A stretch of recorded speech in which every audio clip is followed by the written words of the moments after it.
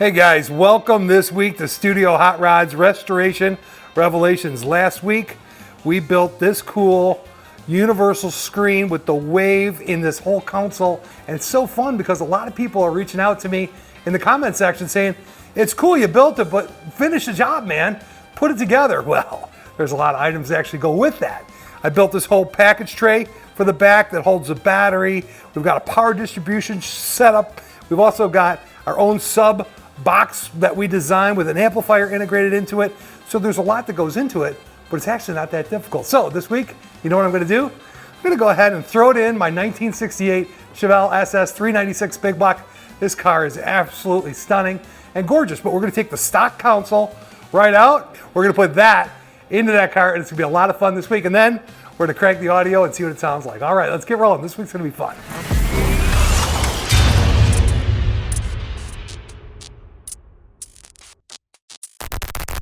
This is a 1968 Chevelle 396 SS clone. It's not an actual SS because you would know by the VIN number, but that's a different story. We're gonna actually take this stock car, stock looking car, and modify it with my audio system and light it up. I'm gonna do it for a couple reasons. One is, a lot of people have been asking me to actually finish a project, put it in. If you notice that head unit up there, that's actually some audio system that was put in it, probably in the, I would say early 2000s. If you look back here, it's got a CD changer, right? It's got a Pioneer amplifier. It's got a big old capacitor, a couple of kickers back there. And what I'm gonna do is I'm gonna take most of this stuff out of here, but I'm just gonna leave the kick panels, and I'm gonna leave the rear speakers in the rear deck just because it's easier for me. And I'm gonna hook up my sub to it, my controller to it, the new console in it, and we're gonna retrofit it and light it up and let's see what it sounds like. It's gonna be really fun, but let's dig in. Start taking this did I try to say bad boy? Let's start taking this thing apart. It's gonna be fun. It's gonna be good.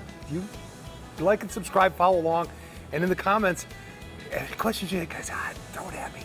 I'll listen, I will. And I'll try not to say, okay.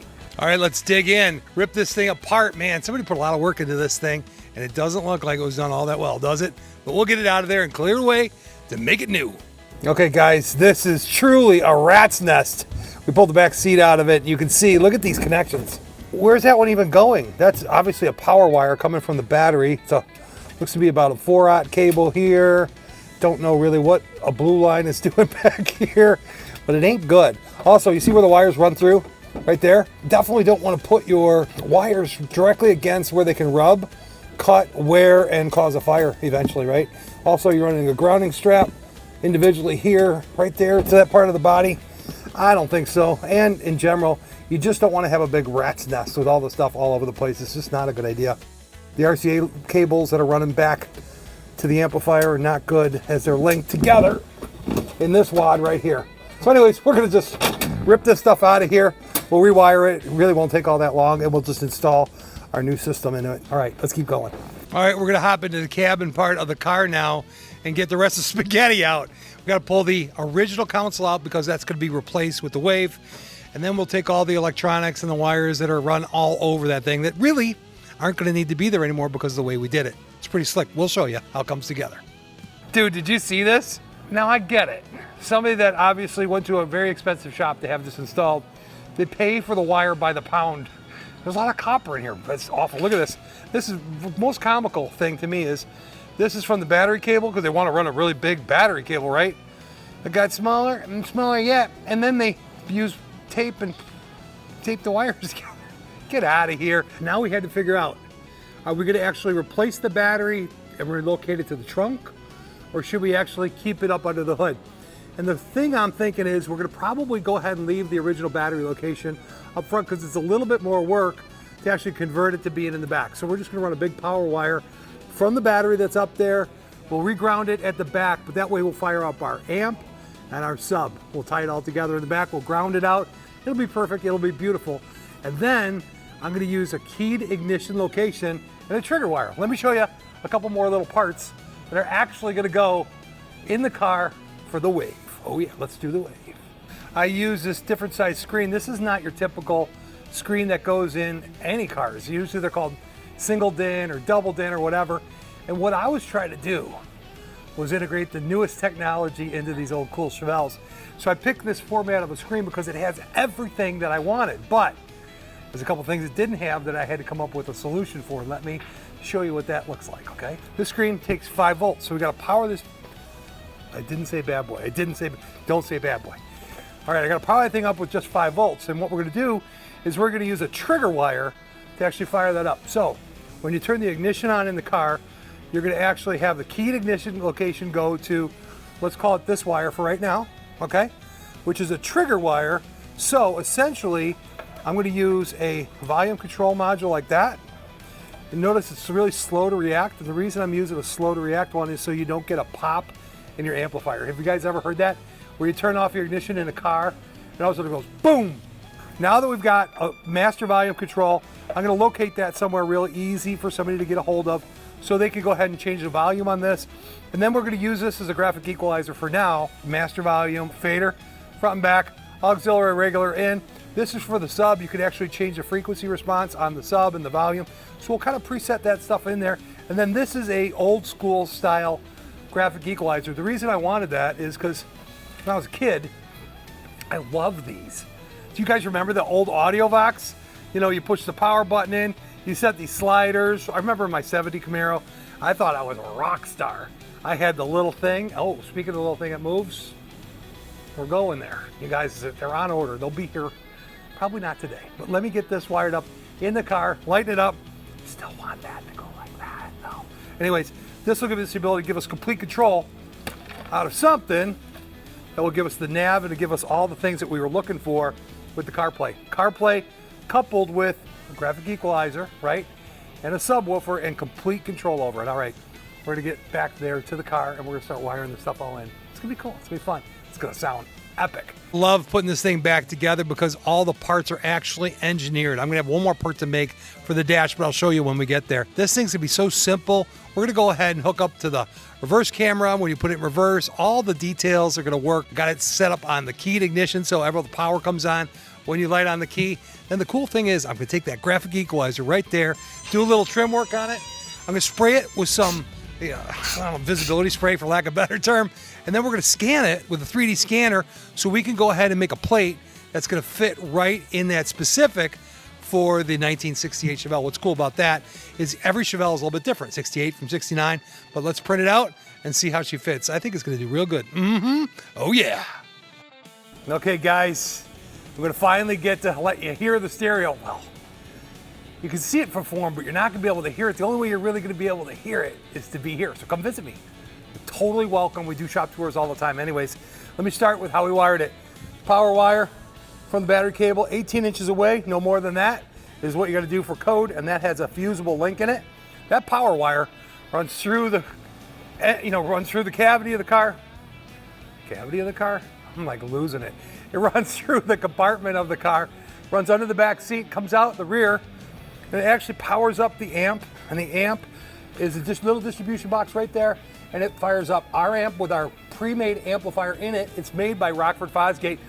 The guts are made by Rockford Fosgate. I actually take their stuff and modify it to actually fit exactly where I want on that back package tray. Why? Good question. The reason is now I can put all my groceries, luggage, go cross country, golf clubs, it doesn't matter. I get my whole trunk back. How cool is that? Anyways, linked up to it is a 600 watt Rockford Fosgate amp, and that powers the 4 speakers inside the car. Then you got the kicker in the back. So all we had to do was use Bluetooth to interface to the screen. Let me show you how that works. Come on in. I've got a master volume control knob I put here. I don't know if I'm gonna keep that for sure forever, but what happens is if you turn this off, it's got a soft start. So you can soft start your amps and soft start your head unit, and everything else turns off behind it. So I'll go ahead and turn it back on. And that's my volume control for this unit. I put in a graphic equalizer right here so you can control your sub. It has another secondary control here. And then you can do all the fine tuning of how you want the thing to sound, because a lot of these head units like this don't really have the high fidelity interface that you want. Now you got your navigation here, right? So you got that, you got the ability to play music off of here. If I go to music, YouTube doesn't allow you to play other people's music, so I can't kick up one of their songs, but I'm gonna go ahead and play one of my favorite songs. Wrote it myself, kids. It's called the Patriot.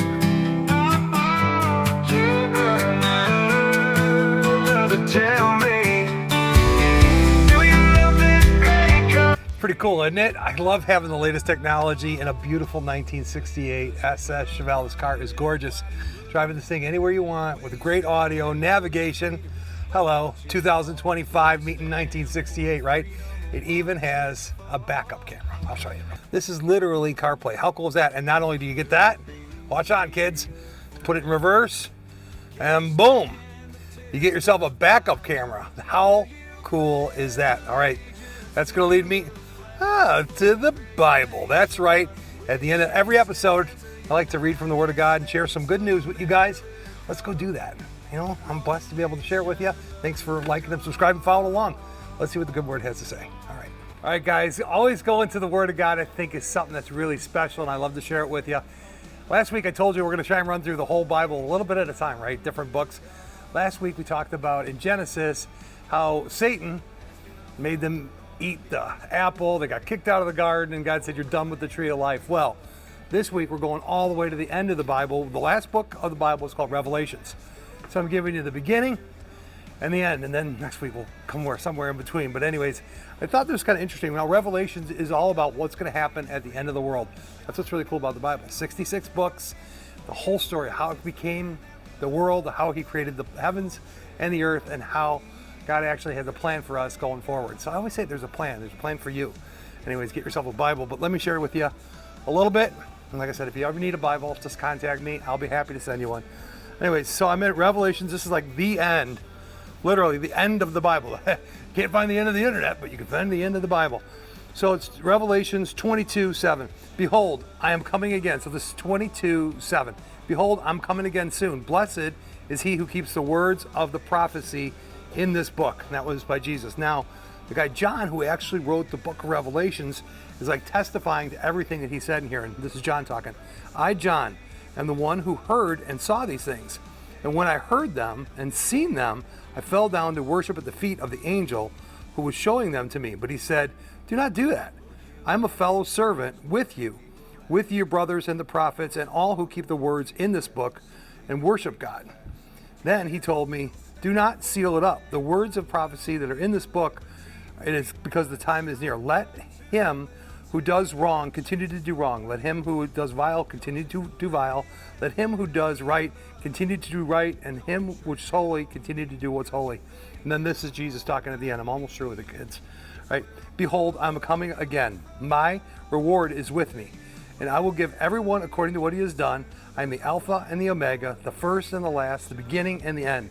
Blessed are those who wash their robes and may have the right of the tree of life and go through the gates into the city. Outside are the dogs, those who practice magic arts, sexual immorality, murderers, adulterers, everyone who loves and practices falsehood. I, Jesus, have sent my angel to give you this testimony for the churches. I am the root and the offspring of David and the morning bright star.